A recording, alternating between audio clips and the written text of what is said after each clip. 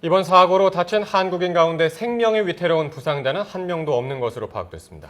네, 이런 가운데 또 중국인 사망자 2명 가운데 1명은 구급차에 치여 숨졌을 수도 있다는 가능성이 제기됐습니다. 현재가 있는 특파원 연결해서 아시아나 항공 여객기 착륙 사고 관련 소식 자세히 알아보겠습니다. 네. 정재훈 특파원, 한국인 부상자 가운데 생명이 위태로운 사람은 없는 것으로 파악됐다고요?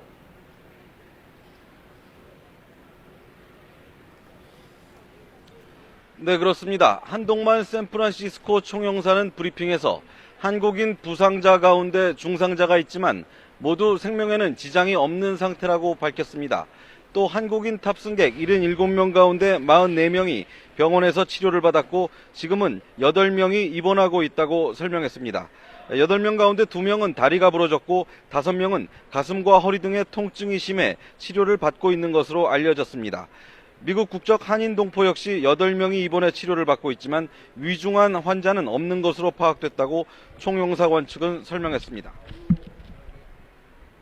예, 저 이번 사고 현장에서 승무원들의 기지가 네, 빛나는데요. 그렇습니다. 네, 이번에 승무원 가운데도 사고가 난 부상자가 항공기에 있다면서요? 탑승한 승무원도 다친 것으로 확인됐습니다. 아시아나 항공 측은 승무원 4명이 다쳐 2명이 입원 중이며 1명은 중상이라고 설명했습니다. 하지만 생명에는 지장이 없는 상태라고 말했습니다. 또 기장과 부기장은 전혀 다치지 않았으며 호텔에 머물면서 미국 항공당국의 조사를 기다리고 있다고 밝혔습니다. 그런데 사망자 가운데 한 명이 구조 차량에 치여 숨졌을 가능성이 제기됐군요.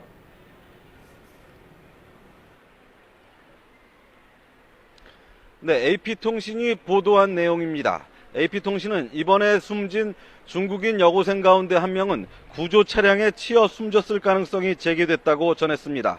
로버트 포크로 샌프란시스코 검시관은 숨진 여고생 가운데 1명이 현장을 빠져나오다가 구조 차량에 치였다는 증언이 나왔다고 밝혔습니다. 이 때문에 정확한 사망 원인을 밝히기 위해서 부검을 하기로 결정했습니다. 부검 결과는 우리 시간으로 오늘 밤쯤 나올 것으로 보입니다. 지금까지 샌프란시스코에서 YTN 정재훈입니다.